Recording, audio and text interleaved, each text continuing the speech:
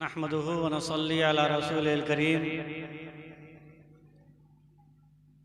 अम्मा बाद अऊज़ु बिल्लाहि मिनश शैतानिर रजीम बिस्मिल्लाहिर रहमानिर रहीम लक़द कान लकुम फ़ी रसूलिल्लाहि उस्वतुन हसनह सदक़ल्लाहुल अज़ीम। आइए हम और आप सबसे पहले नहायत ही अदब व एहतराम के साथ बरगाह मुस्तफ़ा सल्लल्लाहु तआला अलैहि वसल्लम में दुरूद पाक पढ़ें। अल्लाहुम्मा सल्लि अला सय्यिदिना व मौलाना मुहम्मदिन मअल जुद वल करम व आलिहि बारिक सल्लिम सलातम व सलामन अलैका या रसूलल्लाह सल्लल्लाहु तआला अलैहि वसल्लम। हज़रात, बहुत ही खुशी हासिल हुई मुझे यहाँ आने के बाद। ये हकीकत है, बहुत ही बेहतरीन ये मदरसा है। यहाँ का निज़ाम, साफ सफाई भी बहुत ही उम्दा है। मैं तो आया था सिर्फ सुनने के गर्ज से। ये मेरा इदारा है, अपने लोग हैं, अपना इलाका है, सिर्फ सुनने के गर्ज से आया था। लेकिन शायर इस्लाम जनाब अख्तर ज़िया मुजफ्फरपुरी ने जब कलाम पढ़ा तो ऐसा लगा कि इनको पहले खड़ा करना चाहिए था। बाद में पढ़ने पर इस कदर माहौल में तब्दीली और इस कदर दिलचस्पी आपने दिखाया। अगर ये पहले पढ़ते तो अब क्या होता।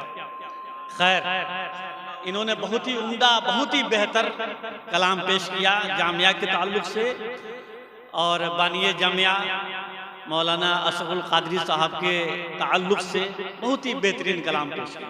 मैं आपके सामने तकरीर के लिए नहीं हाजिर हुआ, हुक्म हो गया हजरत का, इसलिए मैं हाजिर हुआ। और आपसे और अपने उलमा से, ये भी हमारे हैं, आप भी हमारे हैं, आपसे और अपने उलमा से पूरी तकरीर, नाशरीफ, मुकम्मल दस्तारबंदी, रूह परवर मंजर आपने देख लिया। सिर्फ आप हमें गुजारिश है, अपील है, 10 मिनट, सिर्फ आप हमें 10 मिनट दे दीजिए कि 10 मिनट हम आपके सामने कुछ बयान कर सकें, फिर सलातो सलाम पढ़ करके। और बड़ी खुशी की बात है कि हजरत की जानिब से तमाम उलमाए कराम के लिए मुफ्त में किताबें तक़सीम की जा रही हैं, हदिया के तौर पे, नजराने के तौर पे। ये किताबें सारे उलमाए कराम के लिए हैं, सबको दी जा रही हैं। और मैं गुजारिश कर रहा हूँ कि जितने भी उलमाए कराम यहाँ मौजूद हैं, सब किताबें लेकर के जाएं और आप मेरी तकरीर 10 मिनट सुन करके जाएं। हकीकत में जन्नत के वही हकदार होते हैं, हकीकत में जन्नत के वही हकदार होते हैं कि जिनके दिल में अहमद मुख्तार होते हैं। फ़क़त कतरा मदीने से पा लिया जिसने, फ़क़त कतरा मदीने से पा लिया जिसने, ज़माने के वही सुपरस्टार होते हैं। आपके सामने, आपके जामिया से, आपके मदरसे से ये हुफ़ाज़ कराम फारिग हुए। ये आपके लिए, हमारे लिए, इस कौम के लिए बहुत बेहतरीन तोहफा है। तोहफा तो ये किताब के तौर पे ये दे रहे हैं, मगर आप सबको एक असीम तोहफा, एक बेहतरीन तोहफा इस जामिया ने जो दिया है, वो हुफ़ाज़ कराम की ये जमात जो नजर आ रही है, ये तोहफा आपके लिए। मैं अक्सर ये कहता हूँ कि आप देखे होंगे ईंटें तैयार होती हैं चिमनी में या और जगहों पे, ईंटें तैयार होती हैं, आप खरीद करके लाते हैं, ईंट उसी चिमनी की है।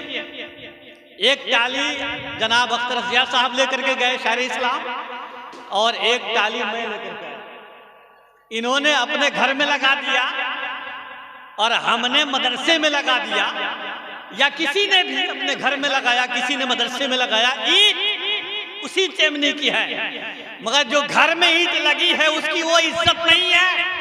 और जो चिमनी से ईंट मस्जिद में आकर के लग गई, जब तक मस्जिद में लगी है उस वक्त तक भी इज्जत उसकी है, और जब मस्जिद शहीद कर दी जाती है तभी भी उस ईंट की इज्जत होती है।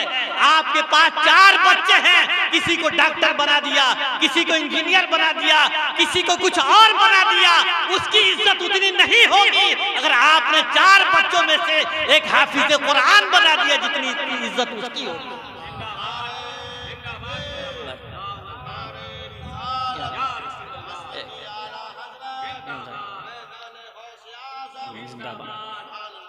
आपका बेटा डीएम बन जाए, सीएम बन जाए, ये अलग बात है, दुनिया में इज्जत कमा सकता है, मगर मस्जिद में मेंबरे रसूल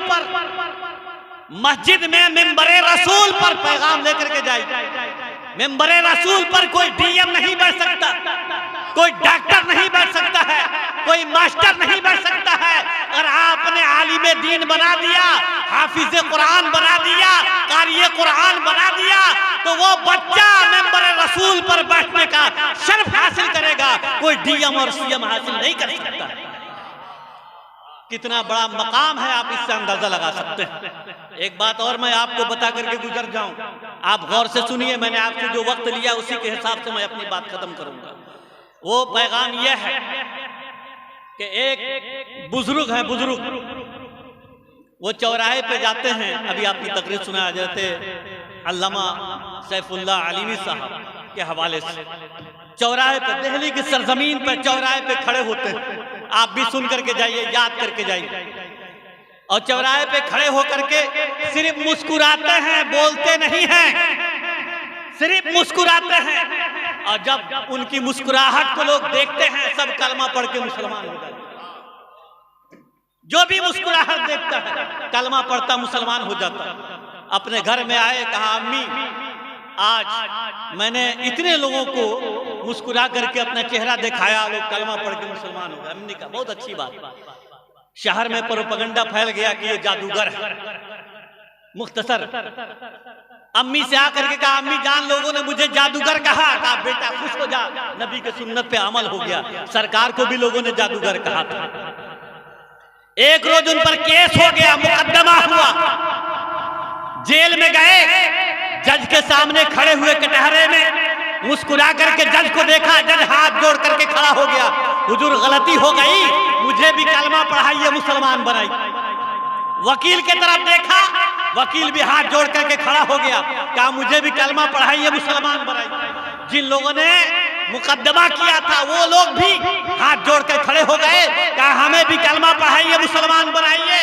घर गए, अम्मी से कहा अम्मी जान आज मैंने कमाल कर दिया, जो भी मुझे देखा, जज ने देखा कलमा पढ़ लिया, वकील ने देखा कलमा पढ़ लिया, और जिसने केस किया था उसने देखा कलमा पढ़ लिया, मैंने कमाल कर दिया।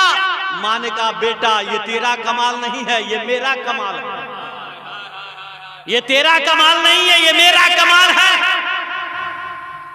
उन्होंने पूछा आप भी, आपका क्या कमाल, आप तो घर से बाहर नहीं निकलती हो, किसी से बात नहीं करती, कोई आपको देखता नहीं। कलमा पढ़ाया मैं, जेल में कटहरे में गया मैं, मुकदमा मुझ पर हुआ, लोग मुझको देखे, और कमाल आपका कैसे हो गया। तो अम्मी ने जो बात कही वो सुन लीजिए। माँ ने कहा सुनो, जब से तुम मेरे पेट में करार पाए उस वक्त से लेकर के पैदाइश के दिन तक मैं कुरान पढ़ती थी और दुआ करती थी, मौला ताला मेरे पेट में जो बच्चा पल रहा है ये खत्म कुरान के सदक़े में उसके चेहरे पे ऐसा नूर पैदा कर दे, जो भी उसे देखे कलमा पढ़ के मुसलमान हो जाए। ये तेरा कमाल नहीं है, ये खत्म कुरान का कमाल है, सदका है कि जो तुम्हें देखता है वो कलमा पढ़ के मुसलमान हो जाता है।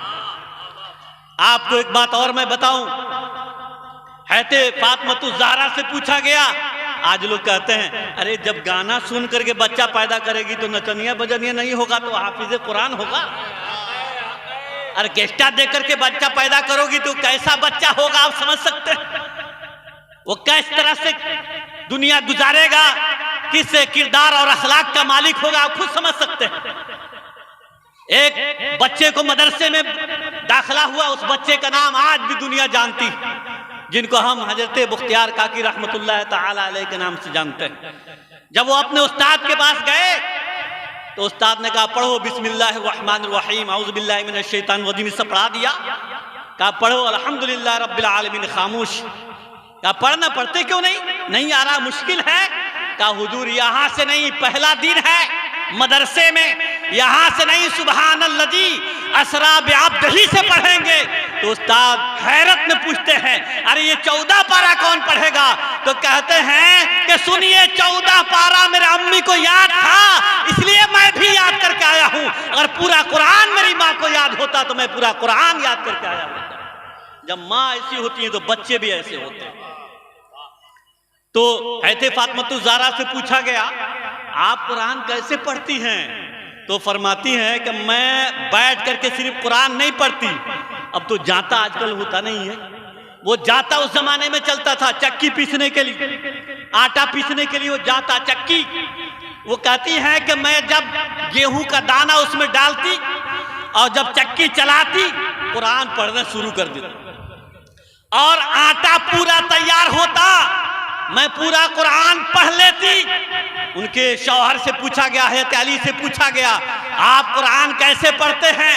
तो कहा मैं कुरान इस तरह से पढ़ता, मैदान जंग में जाता और घोड़े पे सवार होता, वहां से लेकर के मैदान जंग में जाने तक, पहुंचने तक मैं पूरा कुरान खत्म कर लेता।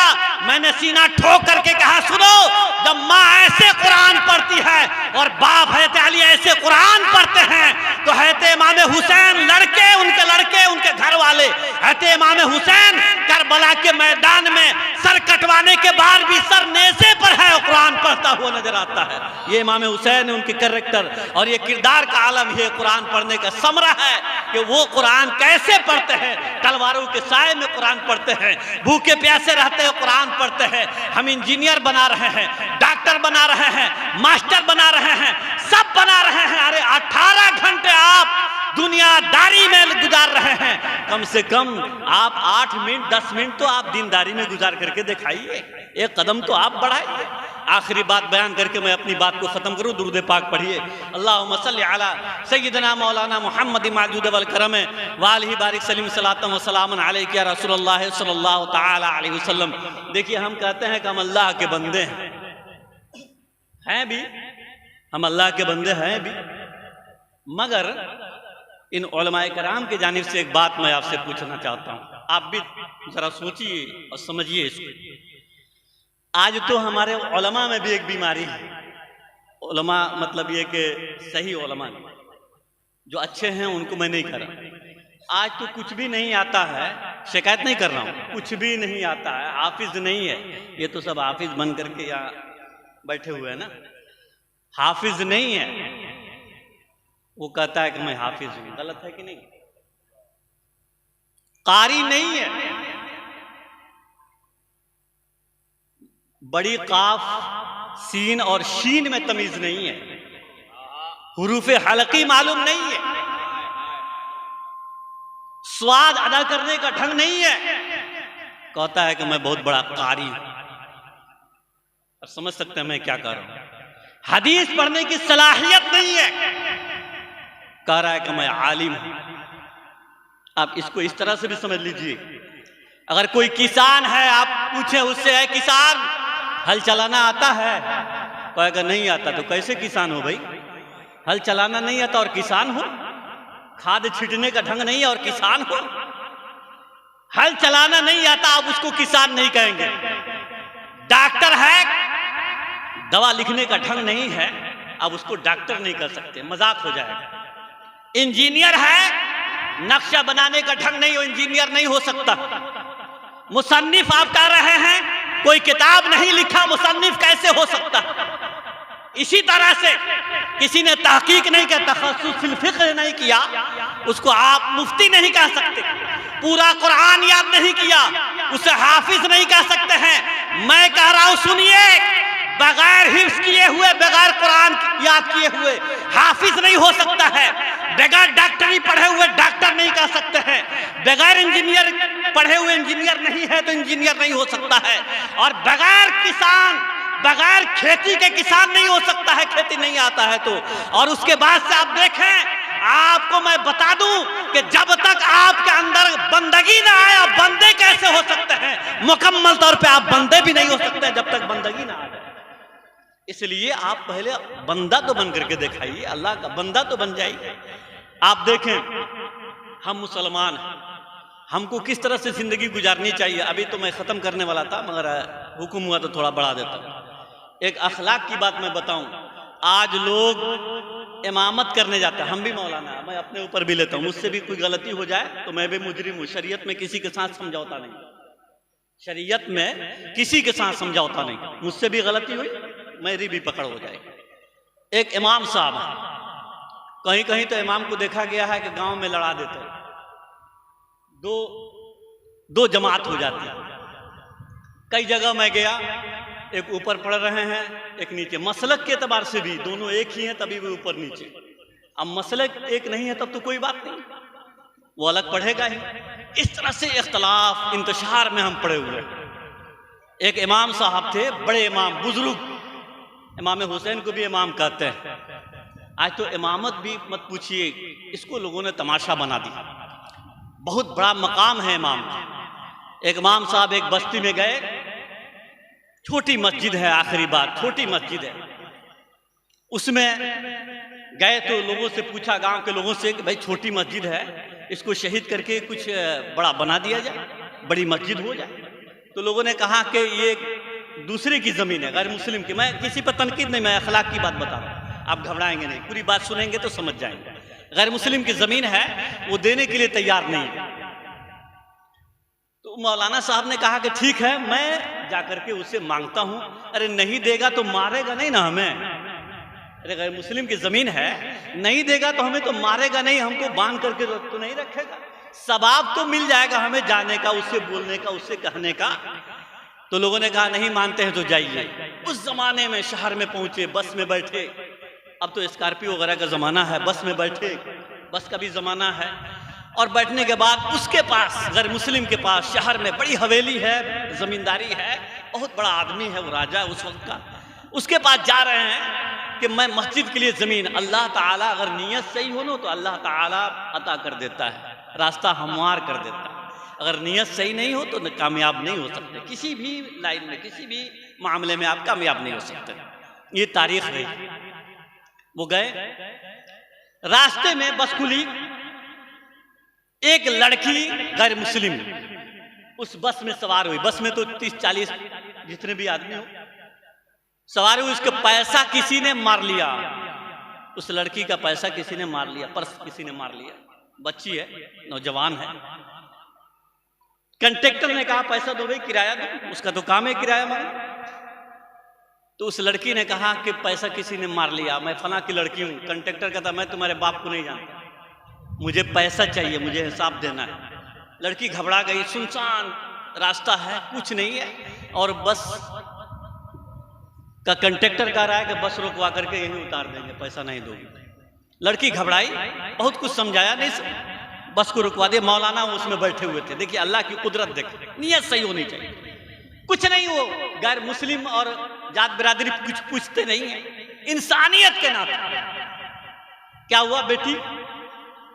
क्या कि देखिए हुजूर पैसा गायब हो गया, किसी ने मार लिया और ये पैसा मांग रहा है, मेरे पास है नहीं। तो मौलाना ने कुछ पूछा नहीं, पहचानते भी नहीं, जानते भी नहीं है, और पैसा निकाला, कंडक्टर को दिया और कहा ये लो पैसा, इस बच्ची को परेशान मत करो। बात खत्म हो गई। अब इतनी भीड़ हो गई कि मौलाना खुद उठ गए और उस लड़की से कहा यहाँ बैठ जाओ। तो लड़की कहती है हुजूर यही काफी है, आपने किराया दे दिया, परेशानी से बचा दिया, अब आप बैठे। कहा बैठिए। एक हक और दावा क्या है, बुजुर्गों की बातों देखे, बैठ यहाँ पर। लड़की बैठ गई, मोहब्बत से डांटा, बैठ गई। लोग आ रहे हैं जा रहे हैं, टच करे तुमको, तुम लड़की हो या बैठो, मैं खड़ा हो जाता हूँ, बैठ। लड़की अपने घर गई, वो भी नहीं जानती है मौलाना कहाँ के हैं, कौन है, कुछ नहीं, मतलब नहीं। अब बिरादरी भी एक नहीं है, वो अलग मजहब के मानने वाली है, गैर मुस्लिम है, और ये मुसलमान है, और फिर मौलाना है। वो अपने घर गई, अपने रास्ते लिए गए उसी शख्स के पास जिसे जमीन लेने। वहां पहुंचे और जाकर के कहा कि फला से मिलने के लिए आया हूं। उसका बाप आया, बैठा एक बूढ़ा शख्स, कहा कि भाई आपके पास मैं आया हूं, मैं फला गांव का रहने वाला हूं, मैं उस मस्जिद का इमाम हूं, उसके चारों तरफ आपकी ज़मीन है, मैं आपसे गुजारिश करता हूं कि आप कुछ पैसा ले लें और ज़मीन दे दें। अब ये बात हो ही रही थी, वही लड़की जो बस में जिसका पैसा मारा गया था, बस में जो मिली थी वही लड़की उधर से गुजरी, इत्तेफाक गुजरी, देखा मौलाना को उस लड़की ने कहा हुजूर आप यहाँ। बाप ने कहा तुम इनको पहचानती हो? कहा पहचानती तो नहीं मगर मैं इनको जान लिया आज। तो कहा कि अच्छा ये किस लिए आए हैं? कहा ये भी नहीं जानते, मगर अब्बू जान ये जिस काम के लिए भी आए हो। लड़की क्या कहती है? ये जिस काम के लिए भी आए हो वापस न कीजिएगा, ऐसे लोग दुनिया में बहुत कम मिलते हैं, बड़े लोग हैं, बड़ा ख्याल। ये नबी का अखलाक है, बड़े लोग हैं, ऐसे लोग नहीं मिलते, बड़ा ख्याल है, बड़े लोग हैं। ये जो भी कहें मान लीजिएगा अब्बू जान, हिंदू है ना, मान लीजिएगा, बड़े लोग हैं, बड़ा ख्याल है। इतना कई बड़े लोगों की बड़ी बात होती है और बहुत कम बात होती है। लड़की कहीं चली गई, बाप अब देखता है मौलाना के चेहरे की तरफ और मुस्कुरा कर कहता मैं तो सोच लिया था किसी भी कीमत पर ये जमीन मैं नहीं दूंगा मस्जिद के लिए, मगर मेरी लड़की ये छोटी सी, सबसे ज्यादा मैं औलादों में सबसे ज्यादा मैं इस लड़की से प्यार करता हूं, सबसे छोटी बच्ची है मेरी, और मैं ये हवेली, ये जमीन, ये मकान, ये दौलत सब बच्चों के लिए है, सारी दौलतें बच्चों के लिए है। और मेरी बेटी जब कह दी है कि आपसे अच्छा इंसान मैंने नहीं देखा, तो मैंने मान लिया कि आप अच्छे इंसान हैं। जब आप इतने अच्छे इंसान हैं तो आपके नबी कितने अच्छे होंगे, उनका अखलाक कितना अच्छा होगा। जाइए, बच्चों की खुशी के लिए सब मैं छोड़ करके जाने वाला हूं, और मैं अपनी बच्ची की खुशी के लिए वो जमीन मैं आपको दान दे रहा हूं। जितनी जमीन चाहिए सब ले लीजिए, और पैसे की भी जरूरत नहीं है, मस्जिद बनवाइए, और जब आप मुझे तलब करेंगे आकर के मैं सब जमीन आपको मस्जिद के लिए वक्फ कर दूंगा, लिख दूंगा।